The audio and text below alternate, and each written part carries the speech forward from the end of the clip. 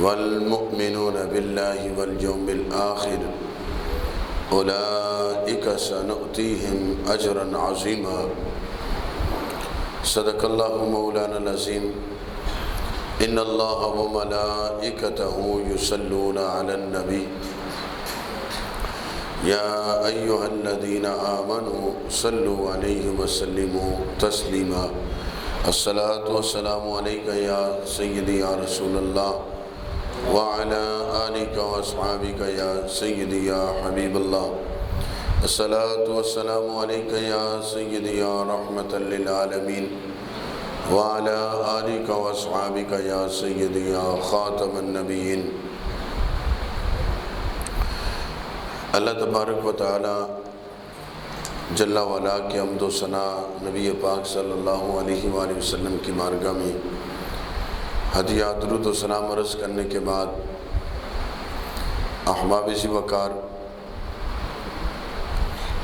آج کے درس میں نماز کی فضیلت اور عظمت کے متعلق گفتگو ہوگی۔ دعا ہے کہ اللہ تعالی ہم سب کو عمل کی توفیق عطا فرمائے، کیونکہ انسان جتنا مرضی کتابیں پڑھ لے، جتنا مرضی علم حاصل کر لے، جب تک اس پڑھے ہوئے پر عمل نہیں کرے گا تو اس کا کوئی فائدہ نہیں۔ تو جب عمل کرتا ہے تو پھر اس کی بات بنتی ہے۔ اقبال نے کہا نا، عمل سے زندگی بنتی ہے، جنت بھی جہنم بھی۔ تو قرآن مجید فرقان حمید کی جو آیت میں نے پڑھی ہے، اللہ تعالیٰ ارشاد فرماتا ہے وَالْمُقِيمِينَ الصَّلَاةَ وَالْمُؤْتُونَ الزَّكَاةَ وَالْمُؤْمِنُونَ بِاللَّهِ وَالْيَوْمِ الْآخِرِ۔ اللہ فرماتا ہے کہ جو نماز ادا کرتے ہیں اور زکوٰۃ دیتے ہیں اور اللہ پر اور آخرت کے دن پر ایمان رکھتے ہیں، تو آگے اللہ فرماتے اولئک سنؤتیہم اجرا عظیما، یہی وہ لوگ ہیں جن کو ہم عن قریب اجر عظیم عطا فرمائیں گے۔ اللہ فرما رہے اجر بھی اور عظیم، یعنی پھر رب کی اس کی رحمتیں کتنی کہ اس نے عظیم فرمایا، اور عظیم کیا ہے یہ انسان بیان ہی نہیں کر سکتا۔ عظیم بندے کے مقابلے میں نہیں، رب کی عطا ہے۔ تو اللہ نماز پڑھنے والے کو، زکوٰۃ دینے والے کو اور اللہ پر اور آخرت کے دن پر ایمان رکھنے والوں کو اجر عظیم عطا فرماتا ہے۔ میرے بھائیوں، بخاری شریف میں حدیث ہے، ایک شخص نبی پاک صلی اللہ علیہ وسلم کی بارگاہ میں حاضر ہوتے ہیں اور وہ عرض کرتا ہے یا رسول اللہ صلی اللہ علیہ وسلم کہ مجھے ایسا عمل بتائیے کہ جو میں کروں اور میں جنت میں چلا جاؤں۔ اب دیکھو نا، صحابہ کرام کا کیا عقیدہ ہے کہ ہمارے آقا صلی اللہ علیہ وسلم کو ان اعمال کا بھی پتہ ہے اور ان اعمال پر جو اللہ نے جنت دینی ہے اس کا بھی پتہ ہے۔ اس لیے تو اس نے پوچھا یا رسول اللہ صلی اللہ علیہ وسلم کہ مجھے ایسا عمل بتائیے جو میں کروں اور جنت میں چلا جاؤں۔ تو نبی پاک صلی اللہ علیہ وسلم نے اسے فرمایا کہ تم اللہ کی عبادت کرو اور اس کے ساتھ کسی کو بھی شریک نہ ٹھہراؤ۔ اور یہ بات سمجھ لیں کہ عبادت صرف اور صرف اللہ کی ہے، اللہ کے سوا کسی کی عبادت جائز ہی نہیں ہے۔ جو اللہ کے علاوہ کسی اور کی عبادت کرتا ہے وہ مشرک ہے۔ تو فرمایا تم اللہ کی عبادت کرو، اللہ کے ساتھ کسی کو شریک نہ ٹھہراؤ، اور 5 نمازیں ادا کرو، یعنی 5 وقت کی نمازیں ادا کرو، زکوٰۃ دو اور رمضان کے روزے رکھو۔ یہ نبی پاک صلی اللہ علیہ وسلم نے اس کو فرمائی۔ اس نے کہا یا رسول اللہ صلی اللہ علیہ وسلم کہ اس ذات کی قسم کہ جس نے آپ کو نبی بنا کے بھیجا ہے، نہ میں ان اعمال پر زیادتی کروں گا نہ کمی کروں گا۔ ایسا کہہ کہ وہ جانے لگا تو نبی پاک صلی اللہ علیہ وسلم نے اپنے صحابہ سے فرمایا، اے میرے صحابہ، کہ یہ جو شخص، یہ جو ابھی آیا، اس نے مجھ سے باتیں پوچھی، میں نے اس کو بات بتائی،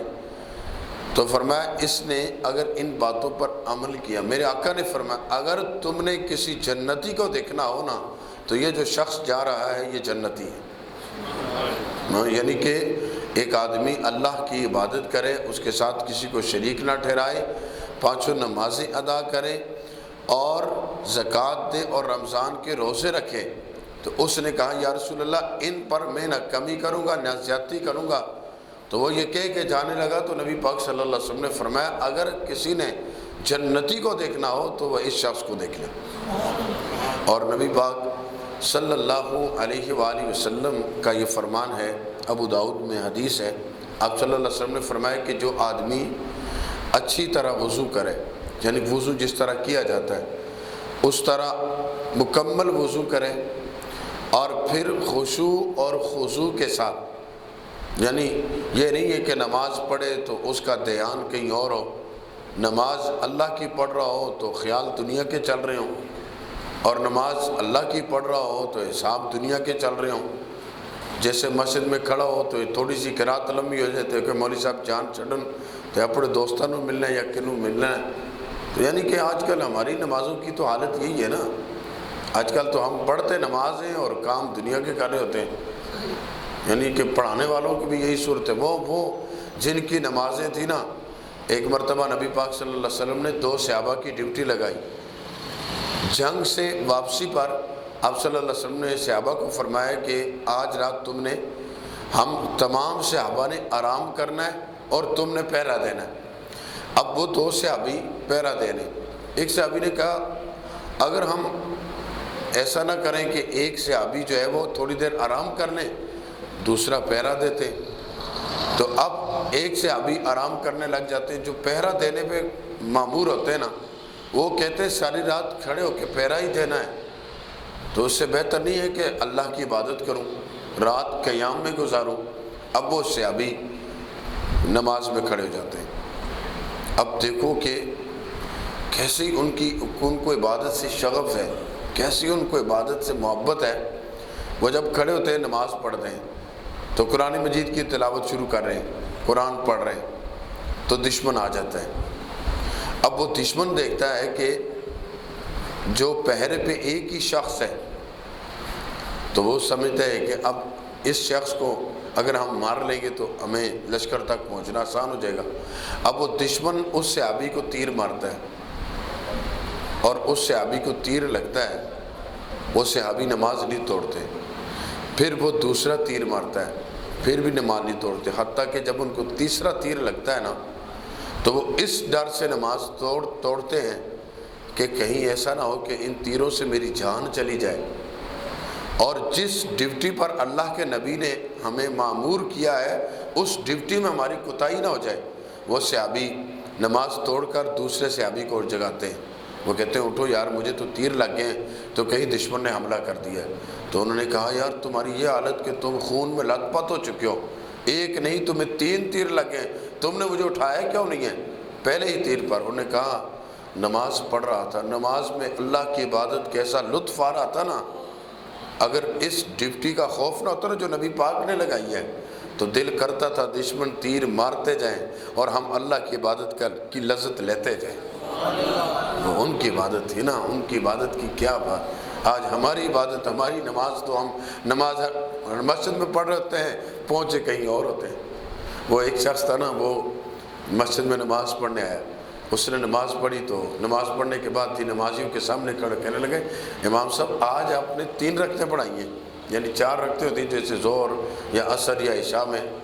تو سارے لوگوں نے کہا جی کہ ہم نے تو 4 پڑھی ہیں۔ امام صاحب نے کہا میں نے بھی 4 پڑھائی ہیں۔ نے کہا نہیں بابا جی تم نے 3 پڑھی ہیں۔ اس سے پوچھا گیا یار تو کیسے بتا رہے کہ ہم نے 3 پڑھی؟ انہوں نے کہا جی میری ہیں 4 دکانیں، تو میں ایک دکان کا حساب کرتا ہوں۔ تو امام صاحب نے کچھ میری طرح کو ہوگا جس نے جلدی پڑھا دی ہوگی نماز، اس نے کہا جی آج میری 3 دکانوں کے حساب مکمل ہوا ہے، ایک کا حساب رہتا ہے۔ ہاں آج یہی حالت ہے ہماری۔ تو نماز اللہ کے جو نماز ہے نا وہ خشوع اور خضوع کا نام ہے، یعنی جب انسان اللہ کے سامنے کھڑا ہو تو ایسے کھڑا ہو کہ جیسے حضرت جبریل علیہ السلام نے نبی پاک صلی اللہ علیہ وسلم سے پوچھا نا، مل احسان یا رسول اللہ، یا رسول اللہ صلی اللہ علیہ وسلم